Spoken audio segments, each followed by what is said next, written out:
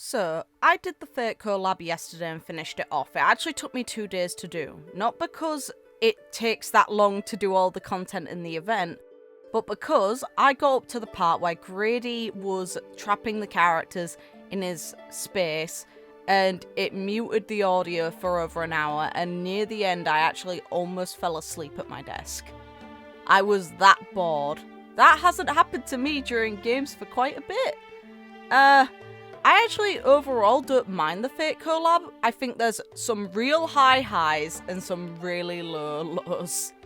So I just wanted to kind of make a video to clarify my opinion on it, on how I think the collab was handled as a whole, and what I think they could have done to maybe have not had the same issues, and concerns that I have about potentially the strikes having actually impacted this collab. Because I wonder if the ideas they had in mind for this collaboration were different before the strikes happened. We know this collab had been in the works for over a year. And we know that the strikes have been going on less than that. And have finally ended at the point where it feels a little bit too late for them to have changed the plot at all. So firstly, I think that the playable characters they released for this collaboration were really bloody good, and that giving Archer for free and his light code if you pulled enough was incredibly kind. I find it very funny that Archer is actually better than Saber based on my experience with their gameplay, and Archer is very easy to build outside of needing Sparkle. This aspect I've seen nothing negative about. Other than, of course, the English voices for both of those characters simply not being present because of their own reasons, which is fair enough. One issue I did have, though, is they mentioned that the Japanese voices would be implemented for the characters when they got released at some point, but they're not adding those Japanese voices in the English version of the game until, I'm pretty sure it's next update. So the characters are currently completely unvoiced for the English dub of the game, which is a bit of a shame and a little awkward when you play through the event, because they stick out like a sore thumb compared to some of the other characters, if not all of them, because in most cases, aside from one story beat in particular, they're all voiced and the Fate cast are not. Secondly, they only added one new NPC that was specifically tied to Fate into this event, which was Lancer, who wasn't voiced, and a lot of people actually seem to have wanted him to be playable, and I can totally get that. And he only had 3 lines that I counted in the event, despite, being unique to Fate. You'd think he would have had more focus, but they barely used him. It's kind of a shame. Thirdly, we get no unique map for Fate, and there's a very funny instance where they use Ides Elysiae to represent Britain within Saber's mind, which, as someone from England, I can say that we do have some pretty countrysides like what was shown in Ides Elysiae. So it's not the worst thing they could have used, but they really should have probably made a unique map, at least one, for it. There is no reason technically that they could not have done that. Fourth though, I do like the music. I like some of the original tracks they added in for the event. Fifth, which is where story comes into play.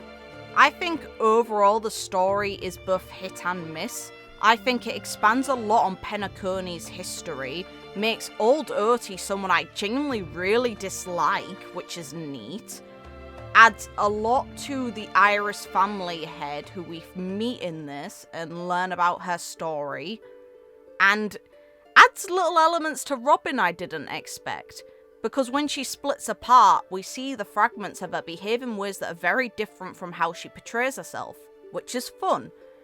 And 2 of the best parts of this entire event were the section where we, the Trailblazer, were trapped inside our own mind, where they took away the fact that we had joined the Express, because we get to learn about alternative fates of the characters through us not knowing them, and see how much they regret it. And a very humanizing moment for them of what do you feel when you miss out on an opportunity? And then the other highlight moment was that Pom Pom got to be a summoner during the event, and his servant was Mikhail. And they got to have one last conversation before the Holy Grail War ends. That was really neat. I think that it's one of the nicest kind of moments that emphasizes Pom Pom's loneliness on the journey and how much they have truly lost out on people, and just how strong the bond of the Astral Express actually is. But I also mentioned Grady's section earlier and how it almost put me to sleep, and a part of me wants actual confirmation on this. Did they change the plans for this collaboration based on the strikes? Because a voiceless section for over an hour feels very on point for potentially what could have been created as a result of, firstly, not being able to get Fate characters actual English VAs. It's a big impact on the English side. And how would you justify certain characters not being voiced at all if you wanted to include them? You make a voiceless section. I get it could be a reference to old media, but a part of me wants to see the development cycle of this event and see if they had a different plot in mind when they first came to the creator of Fate with the idea of a collaboration versus what we ultimately ended up with. The point has been raised as well by other people that the story leaned more so on using Fate to tell a Penacony story rather than the other way around, which kind of defeats the point of a collaboration. And I can understand that. That's actually very fair if you are upset at the fact that they used Fate as a device to focus on Penacony rather than using Penacony as a device to focus on Fate. Yeah, the point of this is a Fate collab. It's meant to be about Fate. So, if people are upset by that, I totally get it. I'm happy with the lore bits that we got for Penacony, but I totally understand that it feels pretty bad that the focus is more so on Penacony than it is on Fate. I know a lot of people are really upset at this collaboration. I saw on Twitter in passing, while I was just casually scrolling through, some messages actually came up as notifications on my phone. It's a shame, and I feel really awful for the people who really were hyped for this collaboration, who love Fate, who derived no joy from it. I wish it could have been different for you guys, that you could have loved this collab like you wanted to. And then finally, I like the little event afterwards where you interact with the Holy Grail and do the combat sims. I love the inclusion of the characters, and I think that they put a lot of effort into that bit.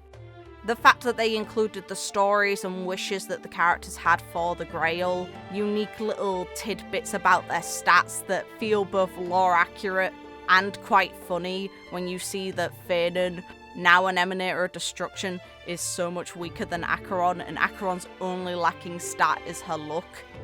It's just charming.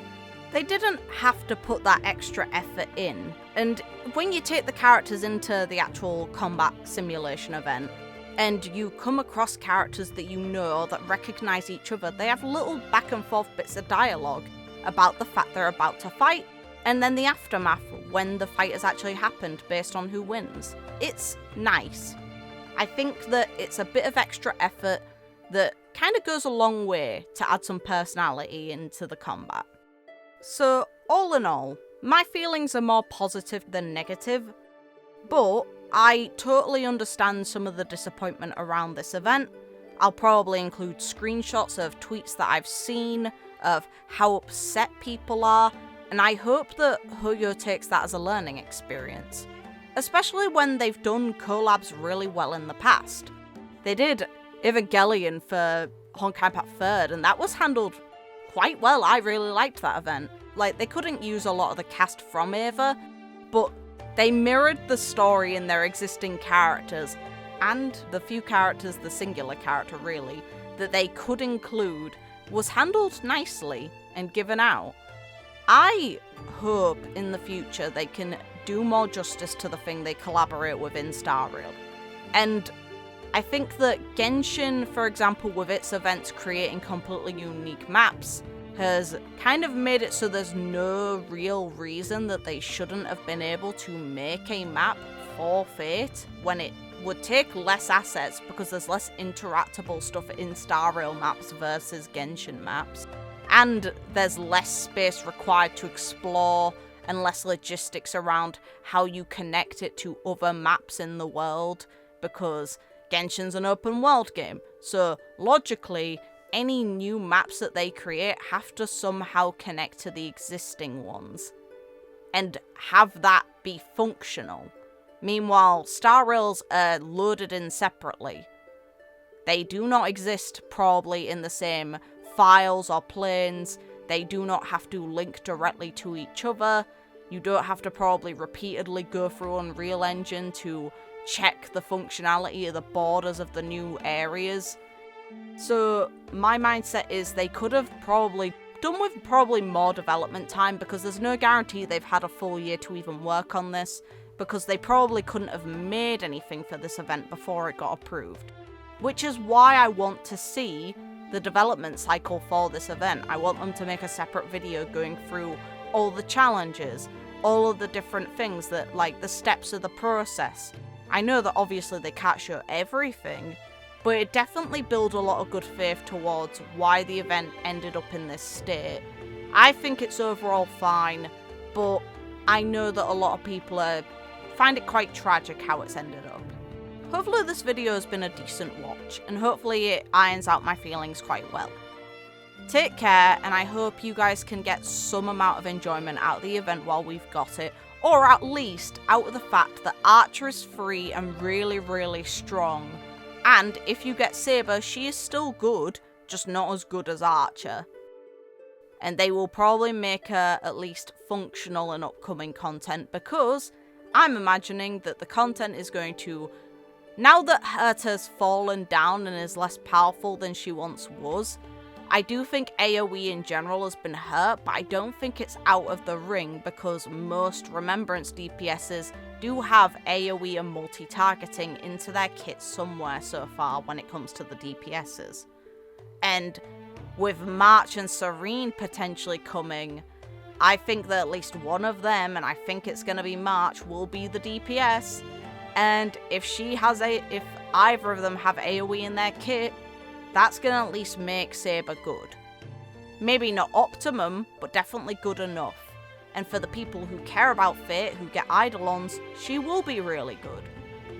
And that's like the best takeaway I think from this event. The characters that are playable are really great. They made solid kits, recreated iconic moments that even someone who's not really that strongly connected to Fate, like me, recognizes because of my connection to anime, and can call it out for what it is and be like, okay, that's really bloody sweet. Copying exact quotes from it to use in these alts. Making kits that reflect what I have seen of these characters. I watched Fate Stay Night back when it first came out. I have not seen any other bit of Fate media, and I don't remember much of the details on it, I won't lie at all. But I still do remember some of the iconic moments, because those are the moments that stick. And I've seen them again in passing out of context clips of Stay Night since, and other bits of Fate media. And I can recognise bits and pieces of them because I did watch Stay Night. I think that it's neat that they managed to capture Fate in a way, even if they could have done it more faithfully. Take care, guys, and all the best to your pulls on this banner, your experience of the story of this event, and the little extra moments of getting all the rewards in prep for any pulls you want to make. All the best. Take care, guys.